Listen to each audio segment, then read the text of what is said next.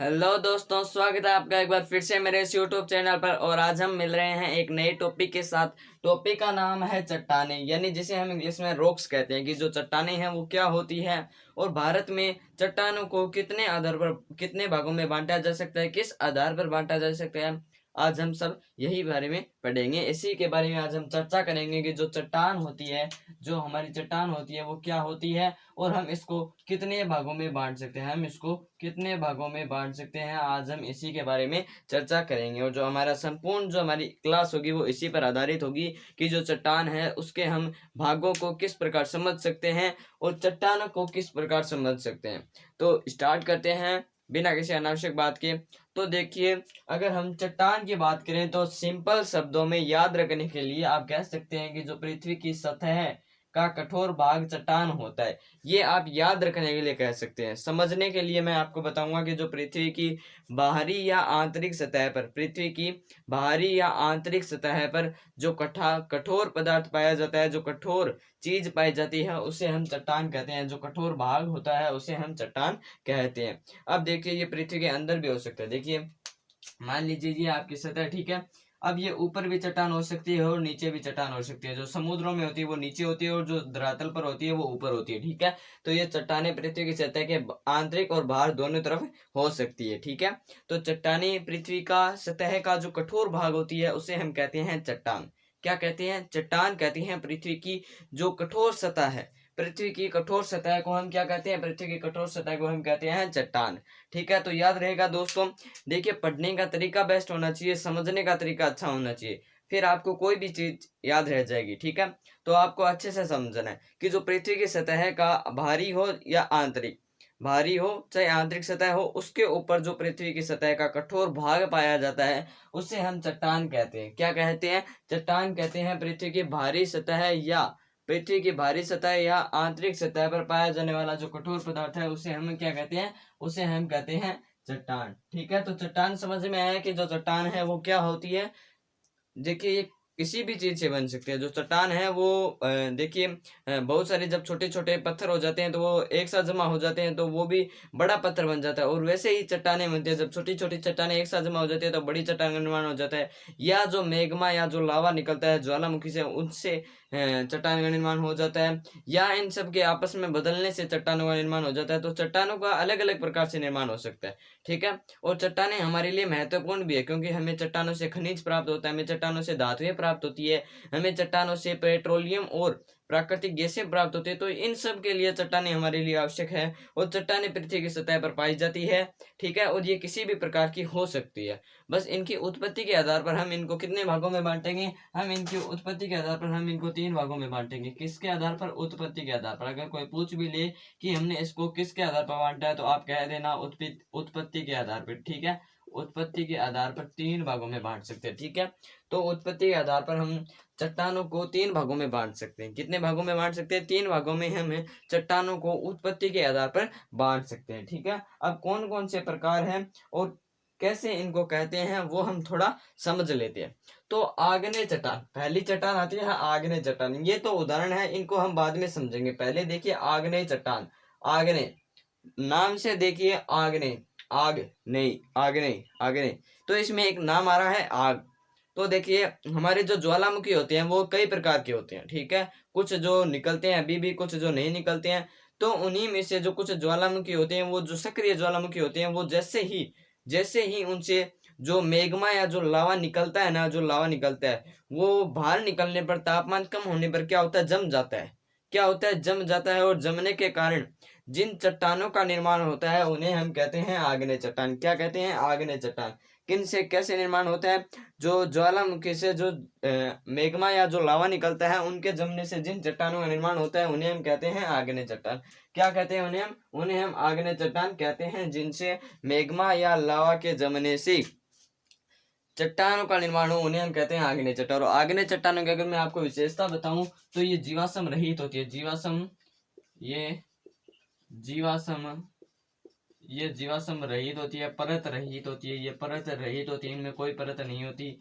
ये जीवाश्म रहित होती है, ये कठोर होती है, ये कठोर होती है, ठीक है। तो ये इसकी विशेषताएं हैं कि जो आग्नेय चट्टानें हैं वो कठोर होती है, वो परत रहित होती है, वो जीवाश्म रहित है। जीवाश्म रहित का मतलब है इसमें किसी भी पक्षी और जीव जंतु का जो अंश है वो नहीं पाया जाता, ठीक है। तो जीवाश्म रहित का मतलब आप समझिए कि यहाँ पर इस चट्टान में कोई भी जीव जंतु या कोई भी पेड़ पौधे का कोई भी अंश नहीं पाया जाता, यानी इनके दबने से इन चट्टानों का निर्माण नहीं हुआ। इन चट्टानों का निर्माण हुआ है मैग्मा या लावा के ठंडे होने से।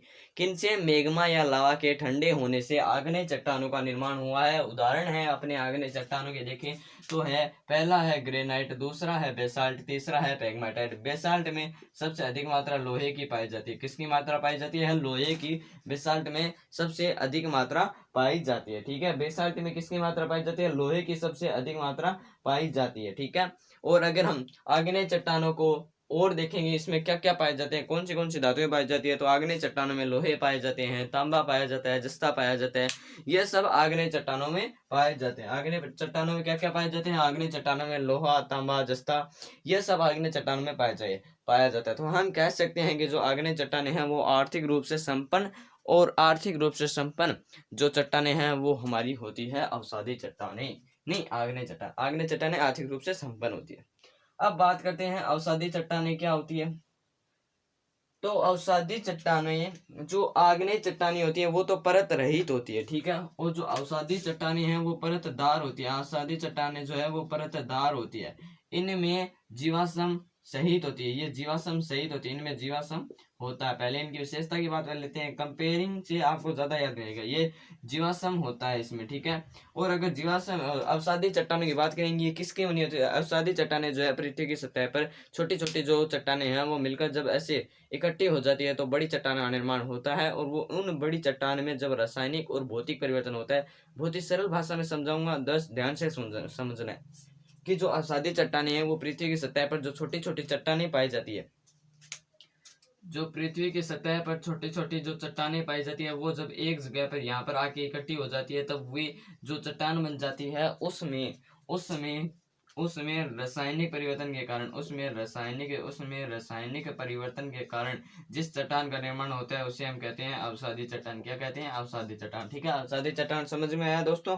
जो पृथ्वी की सतह पर अलग अलग चट्टानें पाई जाती है वो जब एक जगह पर आकर इकट्ठा हो जाती है तब उनमें रासायनिक परिवर्तन के कारण, रासायनिक यानी आंतरिक परिवर्तन के कारण या दाब के परिवर्तन के कारण या ताप के परिवर्तन के कारण जब वो परतदार हो जाती है तब अवसादी चट्टानें कहलाती है।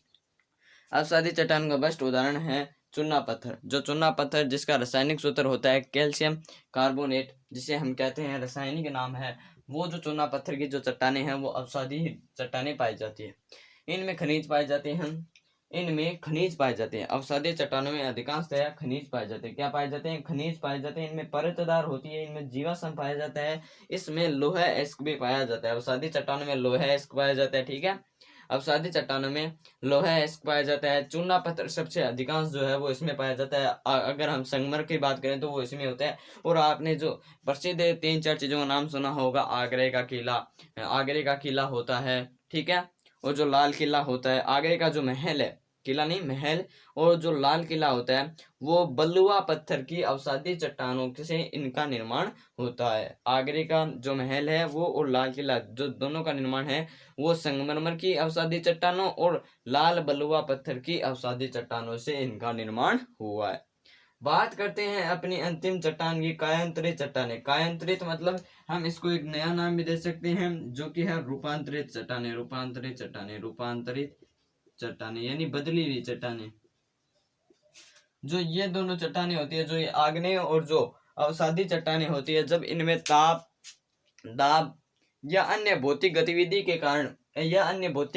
या ताप या दाब या उत्प्रेरक के कारण जब ये किसी अन्य चीज में परिवर्तन हो जाए तो आपको याद रखना है कि वो हमेशा कायांतरित चट्टानों में ही परिवर्तित होगी। रूपांतरित चट्टानों का मतलब है बदली हुई चट्टान।